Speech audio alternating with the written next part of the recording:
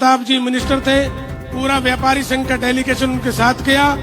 CM साहब से time लिया, 5 मिनट सीएम साहब ने लगाए, हुड्डा साहब ने, और ये बोला कि जाओ 1500 और 2000 में तुम्हारी दुकानें रेगुलाइज कर दी। कुछ लोगों ने कराई भी, सरकार बदल गई, इन्होंने रेट कर दिए 15 से 20 हजार रुपए के। ये जुल्म है, जुल्म। अपनी दुकान के जिसको 70 साल से इस्तेमाल कर रहे हैं कमर्शियल, ये भी हमें वापस करना है, उसी रेट पे लाना है जी, रीजनेबल रेट पे। ये भी हमारी आपसे रिक्वेस्ट है। आप जब मुख्यमंत्री थे तो आपने सेक्टर 16 में एक बहुत शानदार पंजाबी भवन के लिए जगह दी। यूं तो सभी भवनों के लिए आपने जगह दी, सभी, जाट, किसान, गुजर भवन, यादव भवन, सैनी भवन, सब भवनों के लिए आपने, राजपूत भवन, कोई नहीं छोड़ा, पंजाबी भवन के लिए भी दी। लेकिन हमारे पंजाबी समुदाय की जो सबसे बड़ी शान है हिंदुस्तान में, वो तो हमारा टाउन है, और हमारे टाउन में नहीं है। तो मेरी आपसे यही प्रार्थना है, इतने इस महान शहर को, जिसको पंडित जवाहरलाल नेहरू जी ने बसाया, इस महान शहर को आप एक राष्ट्रीय अंतर्राष्ट्रीय स्तर का पंजाबी भवन जरूर दें, ताकि ये शहर हमेशा याद रखे। ये हमारी आपसे अपील है। आज जो इस बदहाल शहर के लिए हमें चाहिए वो हम आपको बताते हैं। 2014 में मेट्रो आप लाए, उसके बाद एक पिलर नहीं लगा। अब गुड़गांव तक मेट्रो का वायदा बीजेपी ने किया नहीं था। आपसे रिक्वेस्ट है कि गुड़गांव तक मेट्रो आप लेके जाएं। बढ़कर क्षेत्र का जो टाउन और बाकी कॉलोनी जिसके हमारे हिस्से हैं, उन सभी हिस्सों में आप देखेंगे 60-70 साल पुरानी सीवेज और ड्रेनेज लाइन्स हैं। इस पूरी लाइन को आज बदलने की जरूरत है। सरकार बनने के बाद आपसे ये भी रिक्वेस्ट है, इस शहर को वापस गौरव देने के लिए ये सारा सिस्टम आपके कर कमलों से हो, ये हम सब चाहते हैं। बड़कल लेक, जो ये 200 करोड़ का बीजेपी ने एक ड्रामा कर रखा 8 साल से, हमारे शहर की पहचान भी, नाम भी बड़कल है। और मैं आपको बताना चाहता हूं कि इन्होंने कहा है कि सीवर के एसटीपी को ट्रीट करके सीवर के पानी को, और फिर ये इसको भरेंगे। इनसे गलियों का सीवर साफ नहीं हो रहा। हमारी माताएं बहनें अगर पूछो तो बता देंगी, उनके घरों में सीवर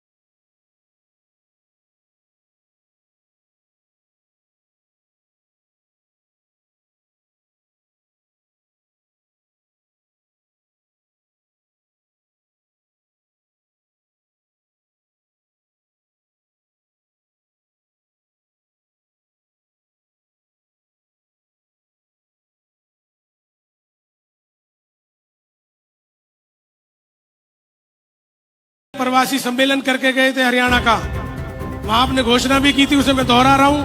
आपका वायदा भी था कि हरियाणा में प्रवासी कल्याण बोर्ड आप बनाएंगे, और हमारे जितने भी 8-10 प्रवासी संस्थान है मेन सबको भवन देने की भी आपने घोषणा की।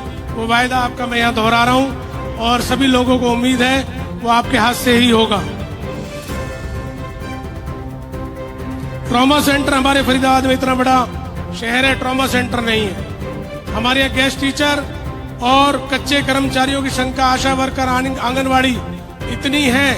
हालांकि आपने पहले ही घोषणा की हुई है, फिर भी इस मंच के माध्यम से दोहरा रहा हूँ, उनको पक्का करने का आप कोशिश, आप वायदा करें। ये सबकी रिक्वेस्ट है आपसे। हमारे शहर की आबादी अब 30 लाख से ज्यादा हो गई है। अब खेलने के लिए मैदान यहां नहीं है। आपसे रिक्वेस्ट है, एनसीआर में जरूरत भी है। अगर आप एक स्पोर्ट्स सिटी हरियाणा की यहां दे देंगे तो काम भी पूरे हरियाणा के आएगी। दिल्ली के भी नजदीक है, गुड़गांव के भी नजदीक है, और गुड़गांव और फरीदाबाद के बीच में आप दे दो तो पूरे हरियाणा और एनसीआर के काम आ जाएगी। ये भी हम आपसे प्रार्थना कर रहे हैं। मांग हम बहुत ज्यादा रहे सीएम साहब, लेकिन क्या करें, 10 साल हो गए, दुखी है लोग। उम्मीद भी आपसे ही है और किसी से उम्मीद नहीं है। तो सबको ये उम्मीद है, मेरे सिर पे आप हाथ रख देना और मेरी रिक्वेस्ट आप मानते रहना। मैं आपके चरणों में रह के इस इलाके की सेवा करता रहूंगा।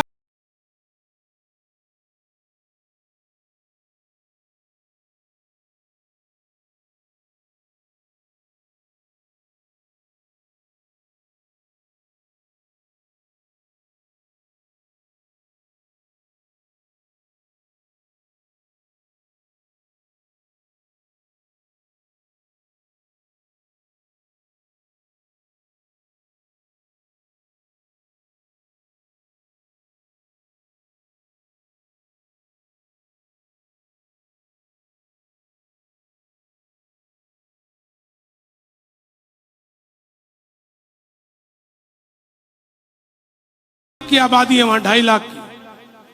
वहां एक अंडरपास की आवश्यकता है। उससे आगे आप जाएंगे गुरुकुल। आपको मैं याद दिलाऊं, 2014 में आपने ही उस गुरुकुल पे फाटक पे पुल पास किया हुआ है। 2014 से 14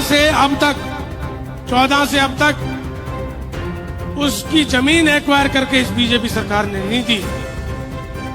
आप जैसे ही सीएम बन जाए तुरंत अपनी कलम से, क्योंकि आपकी पुरानी चीज है 10 साल पहले, इस शहर को वो सौगात दे दें। ये हमारी रिक्वेस्ट है। एक और चीज है, उससे आगे जाएंगे तो ग्रीनफील्ड हमारा बहुत बड़ा इलाका है। वहां से भी मेरे ख्याल से रोजाना 5 से 10 हजार वाहन निकलते हैं। 10 हजार वाहन। वहां पीछे स्कूल की बस फंस गई थी, बच्चे उसमें फंस गए थे। खट्टर साहब जब सीएम थे तो 2 बार आए, उसी अंडरपास पे बोल के गए मैं पुल बनाऊंगा, लेकिन वो तो ये है कि गाड़ी में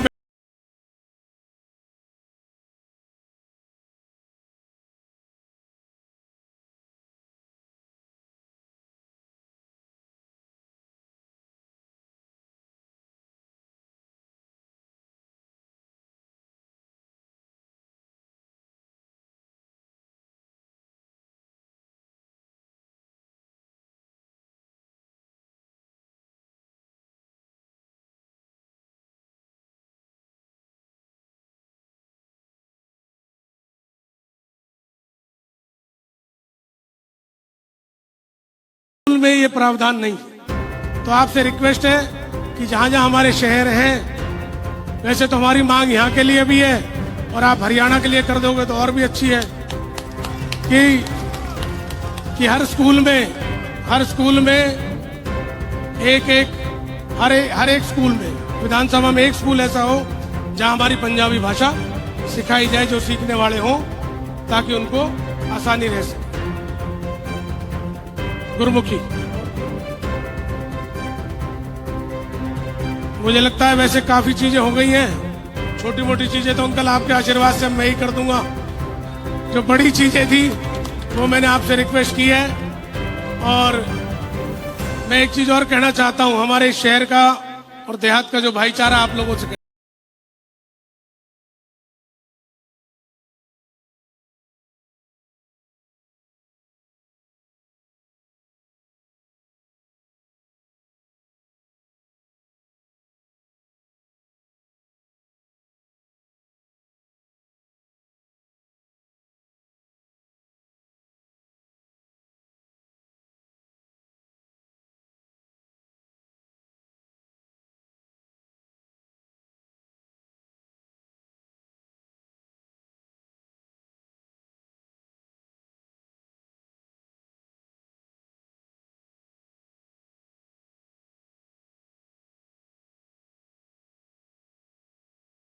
यहीं से खरीदा जाता है, कपड़े यहीं से खरीदे जाते हैं, शॉपिंग यहीं होगी, राशन यहीं से जाता है, मंडी यही है, डॉक्टरों से इलाज यहीं से होता है, यार दोस्त, टेंट हाउस सब यहीं। टाउन के अलावा हमारे देहात का कहीं भी भरोसा नहीं है आज भी। ये एक अद्भुत मिसाल है। तो भाई उनका ध्यान करना जो इन बातों को शहर में कह रहे हैं, और उनको इस मंच से चैलेंज भी कहता हूं कि जो जहां जहर की खेती अलग बो रहे हैं, देहात में जाके अलग बोलेंगे। अगर गुर्दा है तो वही भाषा यहाँ बोले और वही भाषा गांव में बोले, लोगों को असली चेहरा समझ में आ जाएगा उनका। मैं जो यहाँ बोलूंगा वही गांव में बोलूंगा, जो गांव में बोलूंगा वो यहीं बोलूंगा। हमारी खून में सेवा करना है। हमने काम किया है। हुड्डा साहब जब सीएम थे तो चौधरी महेंद्र प्रताप जी ने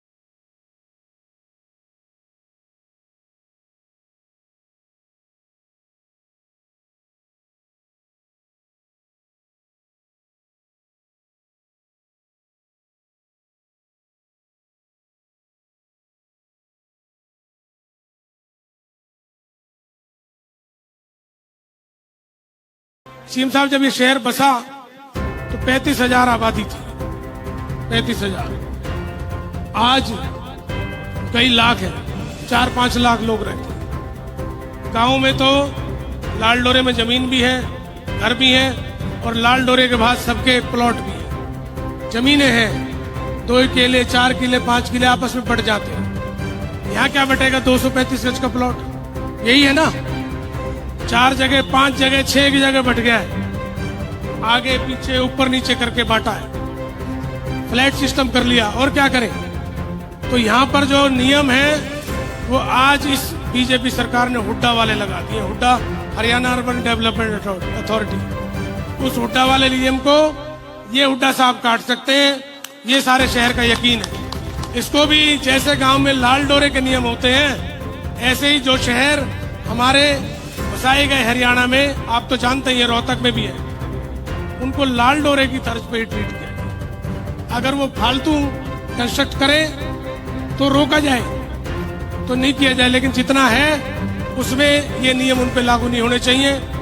1.5 लाख रुपए रजिस्ट्री कराने की रिश्वत ली जा रही है जी लोगों से, 1.5 लाख रुपए ये हालात आज करती हैं। तो इसलिए मेरी रिक्वेस्ट है, आप इस पे भी जरूर गौर कीजिएगा। मैं पुनः आपका इस महान भूमि पे, कर्म योगियों की भूमि पे, इस महान बड़कल की भूमि पे स्वागत करता हूं। और आप सब लोग जो यहाँ पर पत्ते हैं, इतनी देर से इंतजार कर रहे हैं, आपका धन्यवाद है। और 5 तारीख को आपसे रिक्वेस्ट है, 5 तारीख को वोट डालने हैं। मशीन पे नंबर भी 5वां है और निशान भी पंजा है, तो इस पंजे को आपके पार कर देना। बहुत बहुत धन्यवाद। मैं पुनः आदरणीय सभी सम्मानित मंचों का, मंच पे बैठे महानुभावों का पुनः आभार व्यक्त करता हूं। क्षमा भी चाहता हूं मैं, अगर सबका नाम नहीं ले पाया तो मुझे क्षमा भी कर देना। बहुत बहुत धन्यवाद। जय हिंद। मेरी प्रार्थना चौधरी भूपेंद्र सिंह हुड्डा जी से, वो आए और अपना संबोधन दें, क्योंकि फरीदाबाद की जनता आपकी तरफ देख रही है। एक मिनट, मैं यहाँ आए हुए हमारे हरियाणा प्रदेश कांग्रेस कमेटी के वर्किंग प्रेसिडेंट हैं श्री जितेंद्र भारद्वाज जी। एक बार रिक्वेस्ट है, आप सीएम साहब के पास आ जाओ। आप यहाँ आए हैं, उनका मैं हृदय की गहराइयों से स्वागत करता हूँ। और हमारे भाई, बड़े भाई तो हैं और दादा भी हैं, ब्राह्मणों को हमारे यहाँ दादा कहते हैं, तो दादा का भी आशीर्वाद लेना चाहूंगा। पहले सीएम साहब का लूंगा, फिर दादा का लूंगा।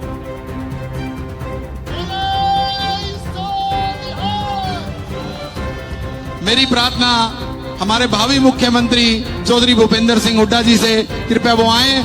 काफी देर से फरीदाबाद की जनता आपकी तरफ देख रही है और आपसे जो मांगे हमारे विजय भाई ने मांगी हैं, वो हमें आपसे सीएम बनते ही चाहिए, क्योंकि विजय भाई काफी यहाँ पर लोगों को भरोसा दे रहे हैं कि मैं विजयी होके ये सारे काम आपके पूरे करके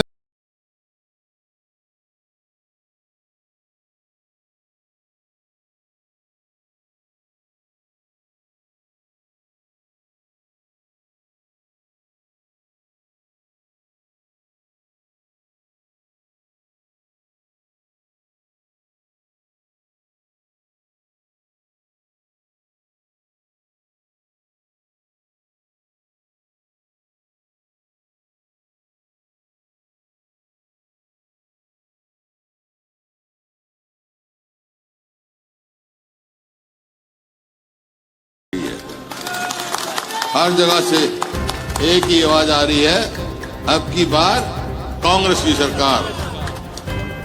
कांग्रेस आ रही है, भाजपा जा रही है, तो आज समय है। बातें तो बहुत थी, ऐसा क्यों हुआ, एकदम कैसे हुआ ये? क्योंकि लोगों ने जो हमारी सरकार थी 2005 और 14 के बीच की, और इनकी 14 से 24 के बीच में दोनों के काम तोल के देख लिए। जिस दिन हमने 2014 में सरकार छोड़ी, उस दिन हरियाणा प्रति व्यक्ति आय, प्रति व्यक्ति निवेश, कानून व्यवस्था, खेल खिलाड़ी, नौकरी देने में पूरे देश में नंबर 1 का प्रदेश था। और आज किस चीज में हो गया? आज नंबर 1 हो गया बेरोजगारी में, अपराध में, भ्रष्टाचार में। अपराध की तो स्थिति है, केंद्र सरकार का सोशल प्रोग्रेसिव इंडेक्स होता है, उसमें हरियाणा को असुरक्षित बता रखा उन्होंने, मतलब सुरक्षित नहीं है। देख रहे हैं रोज फिरौतियां मांगी जा रही हैं, कोई अपने आप को सुरक्षित नहीं महसूस करा। मर्डर हो रहे हैं, बलात्कार हो रहे हैं अनगिनत, तो ये परिस्थिति हो गई। और खेल और खिलाड़ियों को तो देख लो आप, हमारी पहलवान बेटियों को आज तक न्याय मिला जिन्हें दुनिया में नाम कमाया हमारा। तो इस वास्ते लोगों ने मन बना लिया, 36 बिरादरी ने, कि अब की बार कांग्रेस की सरकार। ये मैं ले गया। अब सवाल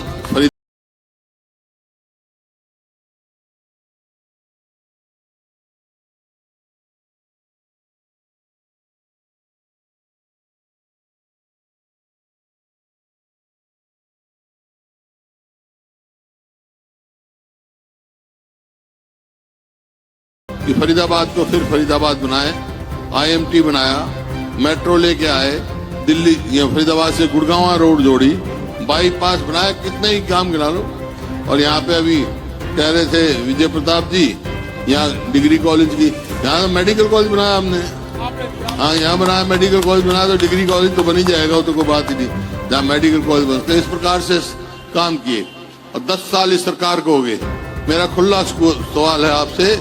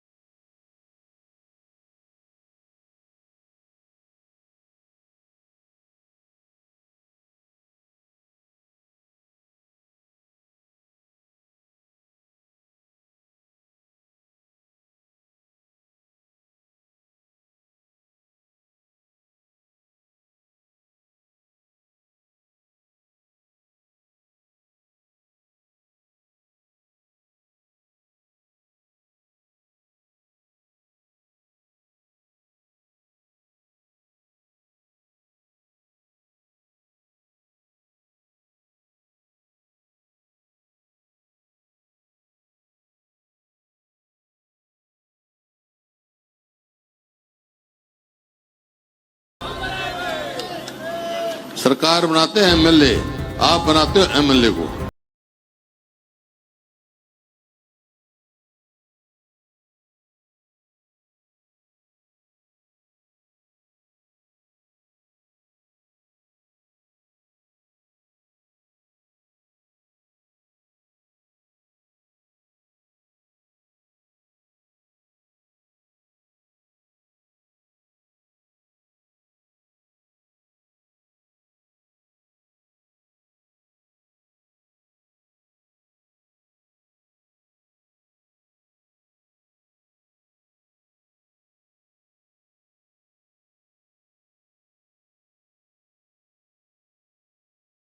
आपकी शक्ल बदले, हमने तो बहुत सारे के, ये जो बदरपुर का एलिवेटेड हमने बनवाया, ये सारा बीच में से रोड जा रहा है जो, वो हमने बनवाया। इनने किया क्या है, सवाल इस बात का, ये मेरा सवाल है। तो मेरा यही है भाई, कांग्रेस की सरकार बनानी है तो, और ये जो काम बताए हैं ये करवाने हैं, तो एक ही रास्ता है उसका, विजय प्रताप को यहाँ से विधायक बना के भेजो, इसको ज्यादा से ज्यादा मतों से बना के भेजो। एक काम मेरे कहने से कर दो, एक काम मैं तुम्हारे कहने से कर दूंगा। मेरे कहने से ये कर दो कि विजय प्रताप को ज्यादा से ज्यादा वोटों से जिता के भेज दो, तुम्हारे कहने से मैं कांग्रेस की सरकार बना दूंगा भाई। और जो आज जिन साथियों ने कांग्रेस ज्वाइन करी है, कपूर साहब ने और साथियों ने, मैं उनका सबका स्वागत करता हूं और उनको विश्वास दिलाता हूं कि पार्टी में उनको उचित मान और सम्मान और स्थान मिलेगा। बहुत बहुत स्वागत है आपको, बहुत धन्यवाद। और भाई एक बात सुनो, आज क्या है, दुशहरा कब होगा? 12 सरकार नहीं, सरकार में अगर 12 तक सरकार बन गई कांग्रेस की तो दशहरा जो है यहाँ की संस्थाएं मनाएगी, सरकार नहीं मनाएगी। तो बस आपका दशहरा बनवा देंगे, तो जब भी मंजूर है मेरी बात आपको, बस ठीक बात है। वो तो बताया विजय प्रताप ने, सब समझदार है, पढ़ा लिखा शहर है। 5 तारीख होगी, बटन नंबर 5 पंजे पे निशान लगेगा। बहुत बहुत धन्यवाद। पहले से ही मुबारकबाद आपको, पूरा